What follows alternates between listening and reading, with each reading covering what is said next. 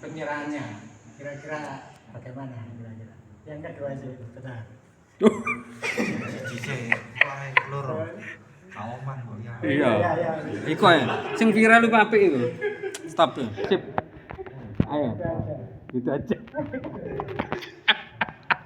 Jadi masalah alat musik itu termasuk perkara yang masih dalam konteks perdebatan para ulama. Ada ulama yang mengharamkan, ada ulama yang tidak mengharamkan, tapi ada memakruhkan. Ada ulama yang mensunahkan malah. Nah itu masih dalam wilayah perdebatan. Sehingga kalau kita masuk dalam wilayah khilafiyah seperti itu, ya kita tinggal mengamalkan apa pendapat yang kita percayai tanpa perlu menyalahkan pendapat orang yang tidak sama dengan kita. Ini pernah dan itu sudah umum, sudah umum. Bahkan dalam satu perguruan, satu pondok misalnya, itu pernah saya saksikan sendiri. Saya punya guru itu ada yang menganggap alat musik haram, sehingga dia mengikuti pendapat yang haram. Dan guru yang lain mengambil pendapat yang mengatakan tidak haram, bahkan bisa sunnah kalau untuk mengingatkan kepada Allah, untuk menghibur hati yang sedang sedih supaya senang dan bisa beribadah dengan khusyuk. Akhirnya suatu ketika pas ada acara, kedua ulama yang berbeda pendapat itu kumpul dalam satu acara, di depannya disajikan alat musik. Tapi ya itu, yang mereka utamakan bukan perbedaannya, tapi yang mereka utamakan toleransinya. Sehingga ketika ditampilkan musik yang haram, ulama yang mengatakan alat musik itu haram, dia tidak mau lihat alat musik tampil di sini, dia melihatnya ke sana. Tapi dia tetap hadir, menghormati. Toleransi. Dan ulama yang mengatakan alat musik itu bisa menjadi sunnah kalau untuk menghibur, untuk ibadah, untuk zikir, sholawat dan sebagainya, dia juga menghormati ulama yang tadi. Waktu itu yang ditampilkan alat musik zafen, marawis saja. Marawis orang Arab itu yang ada jogetnya maju mundur itu.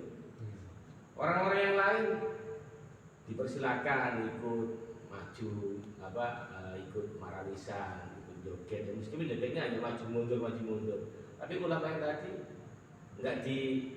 nggak disentuh sama sekali. Jadi dia menghargai, dia bukan termasuk orang yang menganggap menghukumi haram. Bahkan dia pamit lebih dulu, pulang lebih dulu pun dibiarkan, ini ada apa-apa silakan. Nggak dipaksa, padahal sebagai pemimpin majelis bisa saja dia mengatakan sini dulu, tapi tidak dipersilahkan. Jadi saling menghargai. Karena masih dalam perdebatan, dan itu bukan termasuk perkara yang inti dalam ilmu agama. Masih perkara yang cabang, furu. Jadi tidak masalah. Sama seperti ada mazhab Syafi'iyah, ada mazhab Malikiyah, ada mazhab Hanafi, ada Hambali itu. Dan ini perbedaan pendapat ini masih dalam mazhab Syafi'iyah. Sama-sama ulama Syafi'iyah tapi memiliki berbeda pendapat. Maka kita kita kalau melihat seperti itu, kita nggak usah mengingkari karena pendapat ulama itu banyak. Hanya ulama mengatakan man kasura ilmu qalla ingkaru. Orang kalau sudah punya ilmu yang banyak, sedikit ingkarnya. Artinya dia akan lebih mudah untuk nggak apa-apa toleransi, karena dia tahu ada pendapat lain yang mengatakan boleh. Dia tahu ada pendapat lain yang seperti itu. Selama dia tahu ada pendapat-pendapat yang mengatakan boleh, ya tidak masalah. Selama memang itu tidak tak tolak dalil. Tidak masuk pada urusan usuluddin atau pokok-pokoknya. Tolak dalil. Bukan masuk dalam ranah tauhid dan sebagainya. Jadi masih masalah furu'iyah itu tidak masalah. Yang penting kita harus mengedepankan toleransi.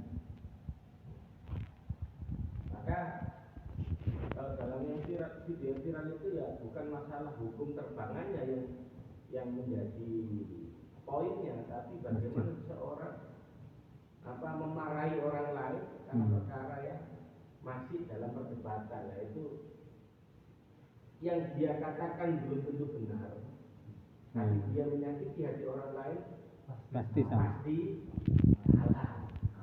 Kena poin deh. Jadi itu yang perlu kita harus kita garis bawahi. Makanya kan Oh iya. kita nggak bisa bersikap seperti Nabi, ini salah diperangi, nggak bisa. Karena Nabi kalau mengatakan salah pasti salah. Orang yang diperangi oleh Nabi ya pasti kafir, pasti musuh. Nah kita mau memerangi orang, kita sendiri belum tentu benar. Bener. Orang yang kita perangi, orang yang kita serang belum tentu salah. Belum tahu salah. Makanya lebih baik kita memaafkan, kita meninggalkan daripada kita nekat berbuat sesuatu yang menjadikan kita akan memecah kerukunan.